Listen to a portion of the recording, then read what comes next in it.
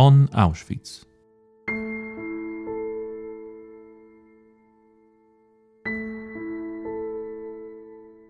The history of Auschwitz is exceptionally complex. It combined two functions, a concentration camp and extermination center.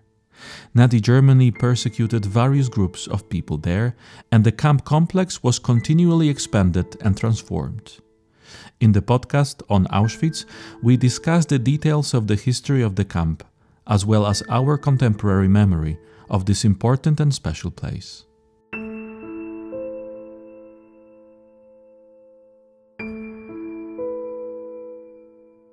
One of the questions about Auschwitz is why the prisoners who outnumbered the SS men never started a general revolt or uprising. Dr. Piotr Setkiewicz and Dr. Wanda Witek-Malicka of the Museum Research Center discuss the impact of the first contact with the camp reality, the adaptation of prisoners to the conditions of existence, and the possibilities of starting a revolt among the prisoners. Frequent reflection, for example among the visitors of the Auschwitz Memorial, concerns a huge number of prisoners incarcerated at the Auschwitz camp, compared to a relatively limited number of its staff members supervising the prisoners. How did these proportions look like within the period of the functioning of Auschwitz? W pierwszym okresie istnienia Auschwitz w obozie przebywało stosunkowo niewielu jeszcze więźniów. W 1940 roku in the very first period of operations of Auschwitz, a relatively small number of prisoners were incarcerated there. In 1940 it would reach 6,000–7,000.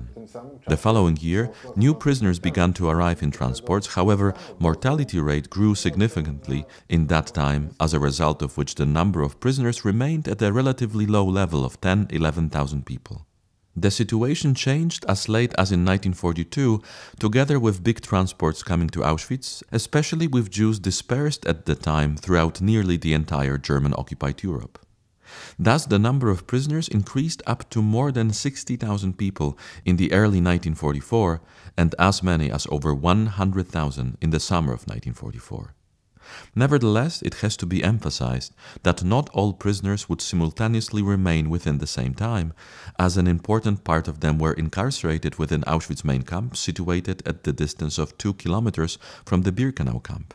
And finally, a lot of prisoners were located in the sub-camps of the Monowitz camp, so in numerous industrial camps within the Upper Silesia region, many kilometers away from the main camp.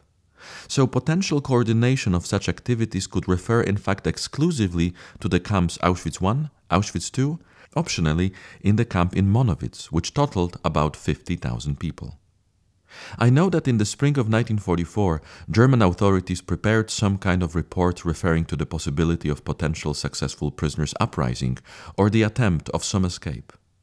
It resulted from the fact that Auschwitz found itself within the reach of American bombers taking off from the bases in Italy, and worries aroused that during bombing, when for example part of fencing may get damaged, prisoners may undertake the attempt to liberate themselves, to escape on a mass scale. In connection with this fact, appropriate response plan was drawn up. It was at the time expected that the SS men would face only some of the prisoners, about 15,000 people in the main camp, more or less the same number of prisoners from Birkenau, about 20,000 women also incarcerated in the Birkenau camp. And they were also considering whether the prisoners from Monowitz should also be taken into consideration, about 7,000 of them. Nevertheless, it has to be kept in mind that a lot of prisoners were ill, remained in the camp hospitals, or their condition wouldn't allow them to undertake any fight or attempt to escape. So in practice it was estimated that a possible group of those capable of such activity amounted to about 20,000 men from both Auschwitz and Birkenau camps. SS garrison at the time consisted of slightly over 2,000 men, and such ratio would be preserved throughout the entire period of the functioning of Auschwitz. The number of SS men compared to prisoners, it was more or less 1 to 10, and in practice we can refer to such division of power.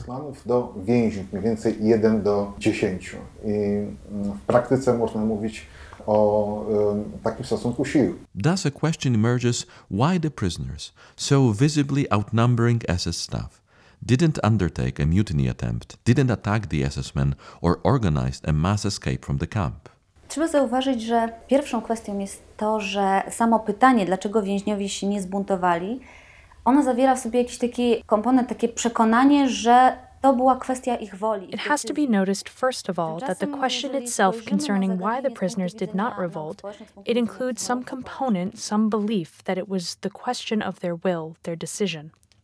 But when we approach the issue from the perspective of social sciences, from the point of view of social psychology, here the question to what extent the prisoners possessed any will in the camp, to what extent they would have even been able to undertake such activity, it is no longer so unambiguous. One needs to remember how the procedure of arrival at the camp looked like. It assumed a number of techniques, social engineering techniques, aimed at physical and psychological enslavement of prisoners, and it was genuine enslavement. In the sense that the prisoners, while entering the camp, were convinced of their total powerlessness, complete inability to act. When we read prisoners' accounts carefully, we can indicate in them some fixed components of such procedure. In particular, when we refer to the procedure of receiving political prisoners, because the situation looked a little different when it comes to the arrival of the transports of Jews sentenced to mass extermination. But in the case of the said political prisoners, in particular during the first years of operations of the camp, this procedure was extremely brutal. It was all the time accompanied by deliberately created hastiness. Prisoners recall that they were constantly rushed, beaten, ordered to hurry up. They were forced to run to the camp. Permanent time pressure was present, and this made the prisoners incapable of any reaction, of setting any paths of sensible self-defense against the atrocities they experienced in the camp. I mean, they were able to avoid blows, react to the commands given, but they were unable to look around the area, to notice the situation around them, as all orders from the moment of their unloading were performed hastily and accompanied by a lot of brutality. So here it is on one hand connected with extreme informational overload, a lot of stimuli falling on them, and on the other hand, authentic, real threat to their life. The danger of being beaten, shot already while entering the camp. And when we read the accounts of former prisoners, carefully concentrate on their testimonies. A lot of them claim that yes, shock was indeed their first reaction. It was disbelief, and most of all fear, and their reactions to the procedures upon arrival were very instinctive. For example, avoiding a blow, trying to escape from authentic danger. Then the prisoners would fall into camp reality, which was for them totally unexpected, and in which all cause and effect relationships known from free life would turn out not to work. All their behaviors would turn out to be inappropriate in given circumstances. In social sciences, such condition is referred to as normative anomie, when the standards known from everyday life become suspended and not applicable in any way. We can find in prisoners' accounts the fragments in which they describe their disorientation as while reacting in a way that they would normally do it outside the camp, it suddenly turns out that they expose themselves to a huge danger. A prisoner who during the formation of the first roll call reports the need to go to the toilet, in a way that you think you should do it, suddenly gets beaten by a capo. So here this powerlessness and lack of knowledge on how to behave, what to do in order to avoid this beating and brutality, resulted in prisoners being totally paralyzed by this fear, this dread. Within the initial stage of their incarceration at the camp, they were incapable of creating any effective scenarios for their actions. Because in our everyday lives we do not even realize in how many social situations, practically all of them, we act on a kind of functional autopilot. Some behaviors are automatic, some scenarios permanent and obvious. So prisoners entering the camp would try and behave in the same way, while it very often resulted in aggression and exposing their life to danger. Antoni Kempinski, while referring to this very first moment of entering the camp, called it a nightmare. And it seems an appropriate analogy. Just like a nightmare which is full of unusual things, those that seem irrational and unreal. But at the same time, one cannot do anything about it, does not possess any power, any possibility to act or oppose the course of events. And this reflects to some extent the psychological setting in which prisoners would remain in these first moments of their incarceration in the camp. Researchers involved in studying the subject of prisoners' adaptation in the area of social studies or psychiatry and psychology agree in general that this adaptation to camp life, constituting a necessary element of entering the new reality, can be divided in 2 stages. The first one was characterized by feeling totally incapable of anything, completely deprived of the influence on anything. The shock as well. This stage was accompanied by panic, fear that would totally paralyze a prisoner's ability to undertake any initiative. They were faced with the situation in which the only thing they were able to do was to react in the simplest possible way, instinctively, to the appearing stimuli. It has to be kept in mind all the time that these stimuli, or the majority of them, were considered by the prisoners dangerous, life-threatening. This compulsion, instinctive feeling of the necessity to remain alive constituted another element influencing the behavior that made any reflection difficult for the prisoners. It seems to me that when we refer to whether the prisoners were capable of organizing any rebellion, and we consider why they didn't do it, having this ability to make their choices in mind, then here, at this first stage of adaptation to camp reality, it seems to me that from the simple psychological point of view, there was no such option. The prisoners were unable to organize any mutiny as they were incapable of establishing these effective scenarios for their behavior. They were unable to recognize this reality, so radically different than the normal. In the period that followed, the prisoners would adapt more and more effectively, even though it also has to be considered here that the process of adaptation to camp life did not constitute a 0-1 phenomenon. It rather has to be described as spread over a certain axis, from this initial panic and initial instinctive reactions to the increased level of adaptation. And of course, the prisoners in all this, in their attempts at various levels of this adaptation, would stop and reach different levels. Prisoners' adaptation would take place within various fields, from the simplest one, so physical, or even physiological adaptation. Prisoners living in the camp were subjected to continuous stress and pressure. It was accompanied by constant fear. This would cause typically neurotic psychosomatic reactions, and this formed another harsh element, also hindering the first stage of adaptation. All these symptoms that we know as reactions to stress, either from the digestive system or perception disorders, memory impairment, limited perception, it all accompanied prisoners' lives during their first days at the camp. Only in the course of time, when they got familiar with that reality, with the camp, when they began to understand a little better its rules, this stress would get partially reduced, and this feeling of controlling the emotions, controlling the body would be restored. However, it would never come back completely, as the deprivation of these basic needs leading to strong biological degradation, it constituted the experience shared by nearly all prisoners throughout the period of their incarceration at the camp. Together with the adaptation at the physiological level, the cognitive aspect was of major importance, changing the way of thinking, consisting of certain sensitivity reduction. A concentration camp prisoner would encounter on a daily basis numerous gruesome and terrible images and phenomena. Those that we do not see normally do not encounter. They witnessed other prisoners being beaten and murdered. They saw corpses being transported to the crematorium. All this made it necessary for the prisoners to readjust their perception in order not to ignore such things, but rather limit their sensitivity towards them. This change in perception consisted not only of this sensitivity reduction, but also in establishing some kind of action on autopilot. This is what I've mentioned at the beginning, that in various social situations we tend to act automatically, without reflection. Camp prisoners were forced to develop new reactions and reflexes, new ways and mechanisms of acting and reacting to everyday situations. Such mechanisms that would be adjusted to the situation. So standing at the attention when you see an SS man taking your hat off, reacting to or noticing these elements of reality that pose an authentic threat, but ignoring those that only seem dangerous. While within the first stage of incarceration at the camp, a prisoner would react with fear to heavy steps in the block hall or to explosions at night, then in the course of time, as I have read in prisoners' accounts, if prisoners heard shots at night, then they would know that it was not the danger posing a direct threat. That it is a stimulus that you can ignore because it probably means that some prisoner went as it was commonly called, to the fence, so committed suicide. The switch in these cognitive mechanisms consisting in gaining more and more experience and understanding of authentic threat and ignoring the other.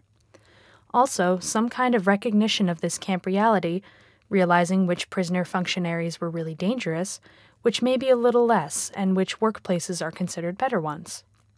Where you can provide yourself with some level of security, which behaviors increase your chances of survival. In which commando can you get extra food rations, and in which one is it possible to work inside not to get a cold? So all these purely informative elements of knowledge acquired in the course of time resulted in the prisoner's increasing level of adaptation. And we can state here that adaptation consisted in gradually shifting from this initial egoism. This egoism, egocentrism, so perceiving the reality through one's own perspective, forced by the circumstances. Excessive amount of stimuli would make the prisoner incapable of making observations, noticing which of his inmates was suffering. It was only necessary to watch out for the danger awaiting them. But in the course of time, this shift from egocentrism to developing social networks would emerge. The prisoner would get acquainted with people first in smaller, then in larger groups. And these strategies would evolve from those very basic, instinctive ones related to protecting one's own life towards these collective strategies, so cooperation in order to protect a bigger group of people. This initial automatism of reaction, as I've described it, so purely escapist activity, escape protection, would gradually evolve towards this automatism, but already learnt and directed at planning further actions. So a prisoner would no longer concentrate exclusively on avoiding to get beaten, but would also aim at taking care of the future, finding this better commando or better conditions to survive. Shifting from this cognitive chaos, from chaos in everyday reality, to a certain level of stabilization. So finding one's own place in the network of social relations and organizational structure of the camp. Only within this stage, when a prisoner has already reached a certain level of adaptation, when their situation was to some extent stable, living conditions, but also the said psychological situation, then it was possible to plan effectively, and only at that moment, the possibility would emerge to enter into the network of these conspiratorial relations.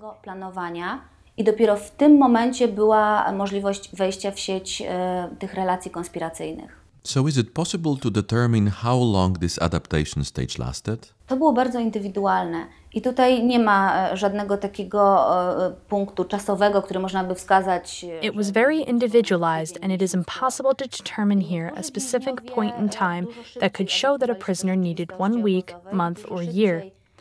Some prisoners would adapt to camp reality much more quickly and would establish their position much sooner. But it depended to a large extent on one's cultural capital while entering the camp. This capital included the people they knew before the war, their pre-war social status, life experience. Also, to some extent, their age. It was for sure easier to cope for those prisoners who were transported to the camp in a group, for example, a group of friends arrested at the same time, because from the very beginning they formed part of a group whose members could support one another. It could also be easier, for example, for military men, because military drill introduced at the camp, so for example, the command to form groups of 5, perform the orders, to act under this pressure of commands and tasks was easier for them. They did not have to learn the rules of drill, so at that moment they were a little less vulnerable to some sanctions. For sure, the people in good physical condition, they were less vulnerable as well. They would also cope better within the first stage. Definitely higher chances to survive were shared by the prisoners who, right after being transported to the camp, met their pre-war of pre-camp friends who already had their situation at the camp somehow stabilized, who found themselves already within those safe networks of relationships, and we know the examples of such prisoners who, thanks to the fact that they knew somebody, then old prisoners would immediately take care of them upon their arrival at the camp. In this way, their chances to survive would increase. Such example, one of the most prominent, is probably constituted by the fate of Ksawery Dunikowski, who, taking into consideration his age upon the arrival at the camp and the fact that he was a member of intelligentsia, not a specialist, then in practice his chances to survive were very low. But almost from the very beginning, he could count on the support of other prisoners who already remained in the camp, and he probably survived thanks to this fact. Więźniów, którzy już w tym obozie przebywali i prawdopodobnie dzięki temu przeżył. You have mentioned a group of military men. Already in the first months of functioning of the Auschwitz camp, this group began to establish their associations, the origins of camp conspiracy. To było dla ludzi tych dość oczywiste, żeby znajdując się w obozie koncentracyjnym również podejmować działania.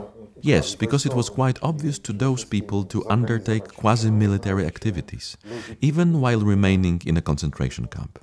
So, in particular, to organize themselves, to find people who would lead such groups. It was often referred to officers, but not necessarily, who before the deportation to Auschwitz obtained higher army ranks. Immediately, other soldiers had the ability to get subjected to such individuals. These people should, at least in theory, possess some organizational skills, some abilities to control the functioning of such resistance movement unit. Such groups began to emerge in Auschwitz during the first months of camp operations. They, on one hand, consisted of former military men. On the other, they were also people with strong ideological bonds. So those conducting some political activity before the war. There were also socialists at Auschwitz, so it was the group formed by the activists of Polish Socialist Party. Initially, though, these attempts to establish camp conspiracy would mainly concentrate around former military environment, who often knew each other from before the war or from trainings that they had undergone within the same units. It was also easy to gain the trust for those people because they were well known, but it was also assumed that military men should represent some values that made it possible to believe that they were, for example, incapable of treason. It was extremely important. The very first camp conspiracy units were established among such people, and they would develop. It was not only the group led by Captain Witold Pilecki, but also other groups concentrated around other military officers that, in the course of time, by recognizing one another and noticing that such organizations existed within the camp, began to unite in order to undertake joint actions. It was the beginning of this organized camp conspiracy, at least when it comes to Polish prisoners. Because here it was of course easier, as initially there were more Poles in the camp, and it of course referred to officers and professional soldiers of the Polish army.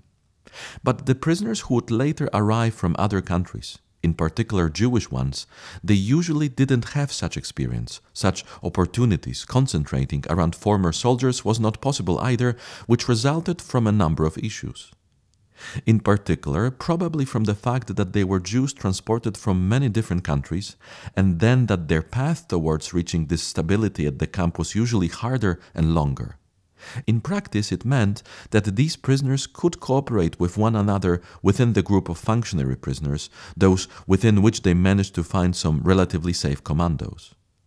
It was never possible to say that some kind of work or some position at the camp would ensure a certain level of security. But for sure, the people who worked, for example, in the camp warehouses or some workshops, they had higher chances of survival. They were able to go in their perception beyond the horizon of a few next days.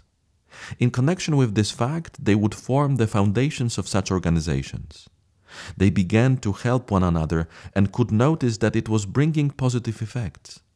As a result, as described by Captain Pilecki, a group of Poles was established. Members of this organization distinguished even by their appearance from the entire crowd of other prisoners. Their striped uniforms were clean, they in general looked stronger and healthier, while the life of other prisoners was harder, and this organization would really rarely reach as high level among them as within the group of Polish military men. Wśród nich był tak wysoki jak w grupie polskich wojskowych. Were the plans for inciting the uprising or for prisoners' self-liberation to any extent realistic? Were there any chances of their success? Trudne pytanie. Myślę, że w konkretnej sytuacji obozu Auschwitz można było mówić o jedynie... It is a hard question.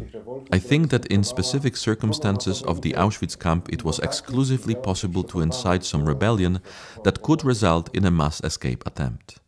And such activities were being prepared at the camp. However, it seems that the expectation towards such uprising, even among sensible conspirators, were excessive. It resulted to some extent from great motivation to oppose the SS men. From excessive hope that thanks to outnumbering the SS, even making a big sacrifice, it would still be possible to defeat them, because there are so many of us.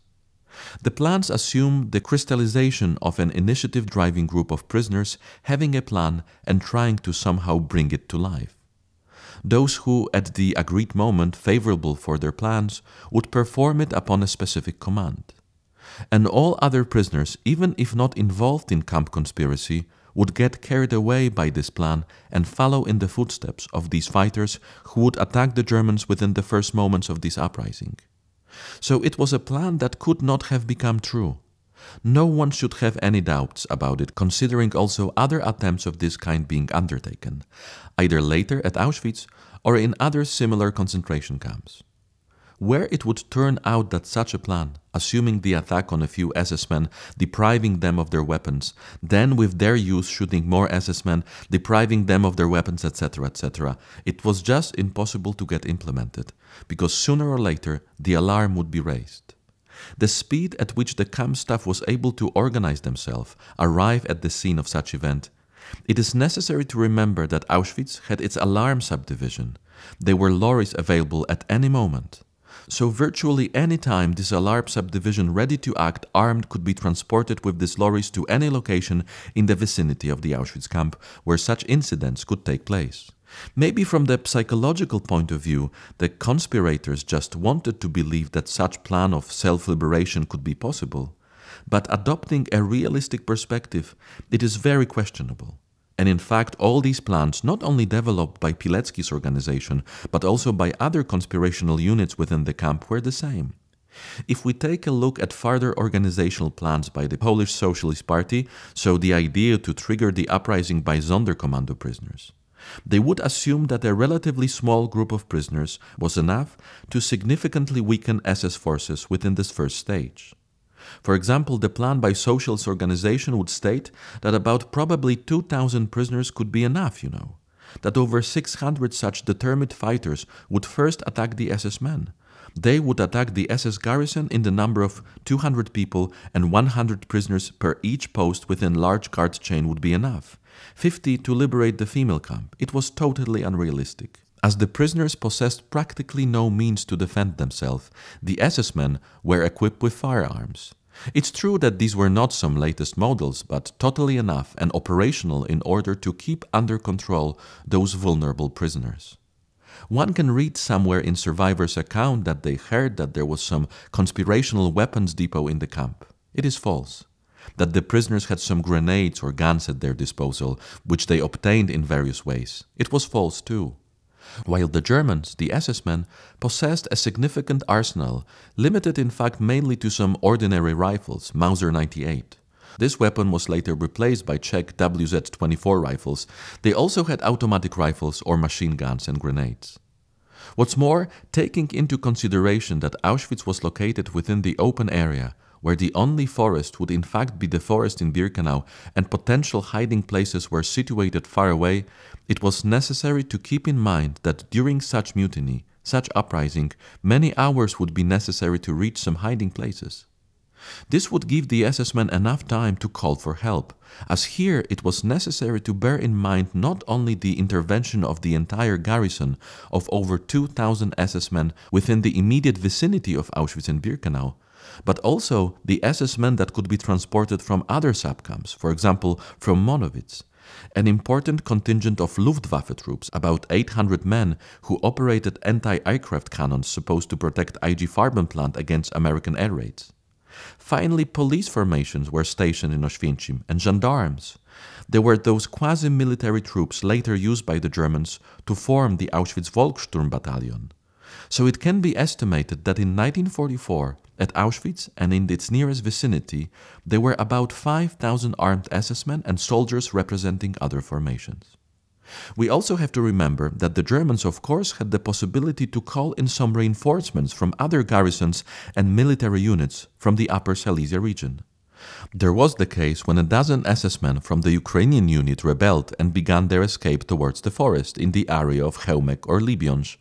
They were easily stopped by local police posts, and soon after, the Germans were able to gather over 500 gendarmes, the soldiers of Wehrmacht and other police formations, which would of course give them huge advantage over a dozen Ukrainians. Ponad 500 żandarmów, żołnierzy Wehrmachtu i różnych innych formacji policyjnych, co oczywiście dawało im ogromną przewagę nad kilkunastoma Ukraińcami. If we take into consideration all these aspects that you have mentioned here, that any form of self-liberation was rather impossible, then another assumption can be made that the visions of this future moment, of self-liberation, made it possible to preserve the hope and the feeling of some future ability to act? Myślę, że tak, że to był taki istotny element samoobrony psychicznej.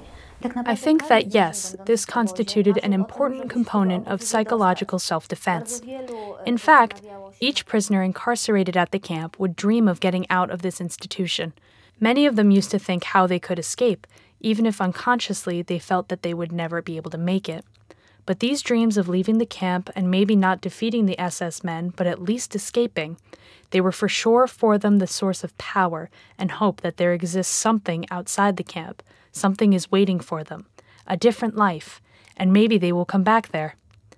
We know it from prisoners' accounts that this psychological self-defense, escaping in one's own thoughts outside the camp in any way, it was crucial to increase the chances to survive in order for the prisoners not to break down. Po to, żeby właśnie więźniowie się nie załamywali. Z drugiej strony należy też pamiętać, że więźniowie, przynajmniej niektórym z nich zdawało się... On the other hand, it is necessary to remember that to the prisoners, at least some of them, it seemed rational that they were not alone, that they could count on some assistance from the outside. And here, from their points of view, such activities as the uprising or mass escape were not totally irrational, assuming that in fact at a given moment, when a predefined signal is given, some joint coordinated action will be possible to be undertaken by the prisoners and partisan units from the outside. Then the chances for such uprising would not be so completely minimal. But the prisoners could not know how limited the forces were in fact, in particular those of the Home Army, but also other units forming partisan troops in the area, how weak they were. We know it from the members of this resistance movement around the camp that at a distance of a dozen kilometers from Oświęcim, there could be about 40-50 soldiers carrying any kinds of weapon. Not only guns and rifles. But camp conspiracy members would also expect that in such case total concentration of Home Army troops would not be possible, that even if there are not many partisans in the immediate vicinity of Oświęcim, then maybe it will be possible to have them brought from any other location. It was not that simple either. How would it be possible? They would be forced to ride or march on some forest paths. It was very hard and imprecise, and the commanders of the Home Army were aware of this fact, and finally they never gave their consent for such action. But for sure, the preparations to some uprising or the attempts to organize, potential attempts to collect primitive weapons, they could have some sense in the situation when the SS men would begin mass execution of prisoners in face of the approaching front line. Because this constituted a common source of apprehension among the prisoners, that for sure the SS men would not keep us alive as we had witnessed their crimes. So in this particular situation, even quite desperate plans consisting simply in burning the barracks, which could constitute a signal for some partisan members from the area to come to the rescue. Here, it wasn't even about rescuing a big number of prisoners, but to rescue anybody. Then such plan, in fact quite desperate, would be justified. I wtedy taki plan, w sumie dość rozpaczliwy jednak, byłby uzasadniony. Jeżeli zastanawiamy się, czy takie plany powstańcze w ogóle mogły mieć miejsce, to trzeba zwrócić też uwagę na ten aspekt związany z rzeczywistością psychokulturową obozu. If we consider whether such plans for the uprising could take place, it is necessary to also look at the aspect connected with psychocultural reality of the camp. We are inclined to assume that the prisoners formed a uniform group, united in its suffering, solidarizing in it, and in fact thinking in a very similar way. While in fact we need to remember that the Auschwitz concentration camp, its reality was formed by the community consisting of the representatives of many different European cultures, different religious systems, political options, the representatives of different levels of the social ladder. so this community was not absolutely unified. Already while entering the camp, these people used to speak different languages. If we assume that any form of self-liberation or uprising activity could have taken place, then the prisoners would have to communicate with one another in some way, which was impossible in such a big community. It was impossible to make all prisoners informed. Camp authorities would have got familiar with it for sure. Prisoners' community was not homogeneous, also when it comes to their situation at the camp, and it is worth to remember that the situation of a prisoner who worked physically in an external commando, worked in the field, was incapable of finding additional food, could not hide. He or she simply worked in a bad and dangerous commando. It was totally different than the situation of a prisoner who was a specialist employed in camp workshops. These specialist commandos, usually with a limited number of members, with lower rotation rate, they were organized in a totally different way. Completely different relationships would emerge inside them, and some solidarity between the prisoners could in fact take place there. Some communication.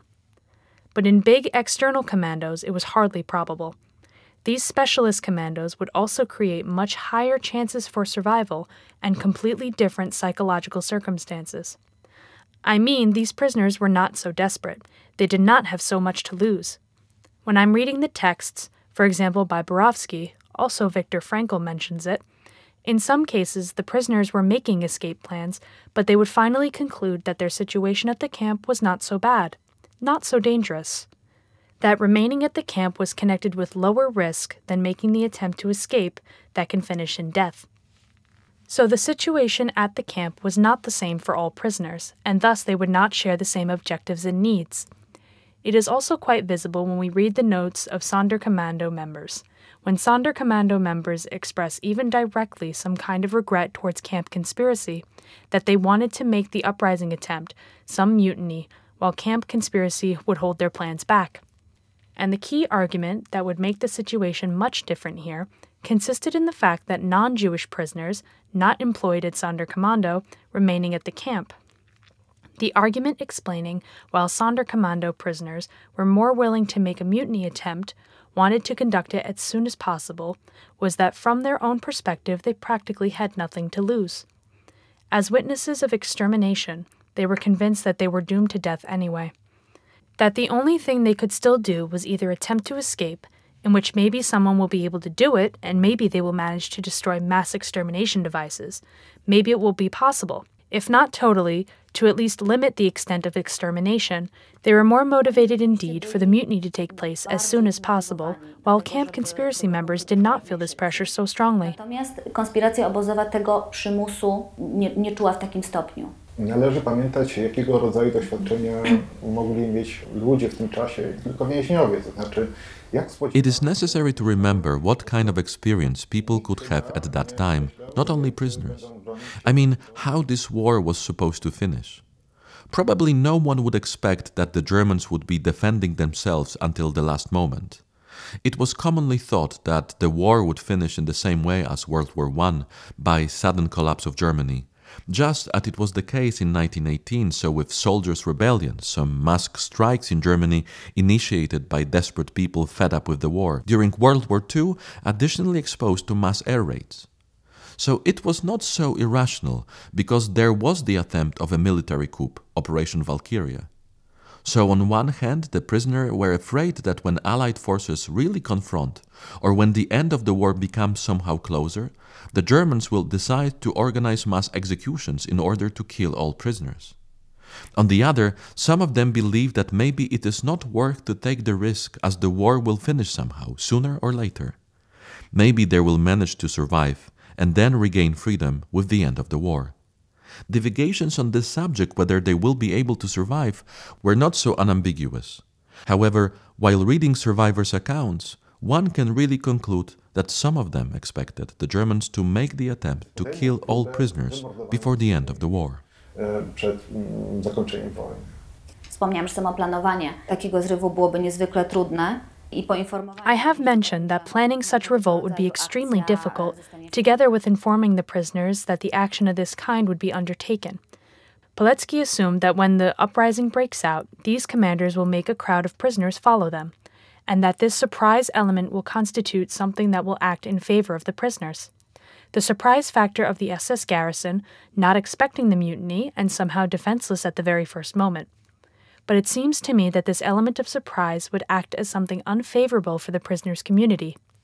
We should consider whether the prisoners remaining at the camp, deprived of any knowledge concerning self-liberation plans, that such event is going to take place and that they are supposed to take an active part in it.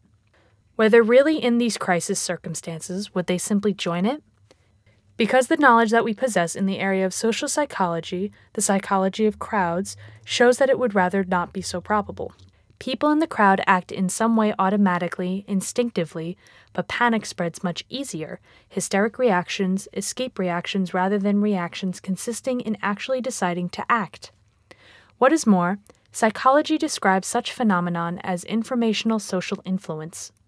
It means that when we do not know how to behave, when we are confronted with a situation that we do not understand, to which we are unprepared, then we base the decision on what to do on other people's behavior.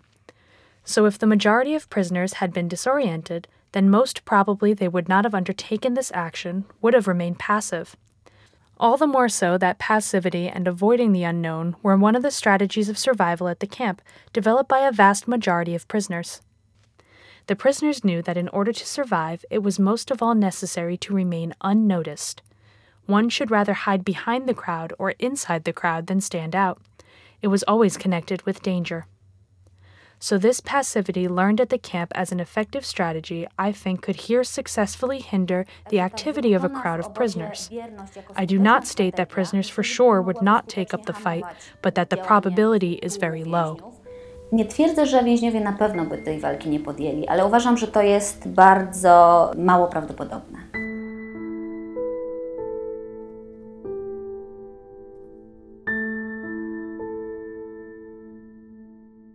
All episodes of the On Auschwitz podcast are available at auschwitz.org/podcasts.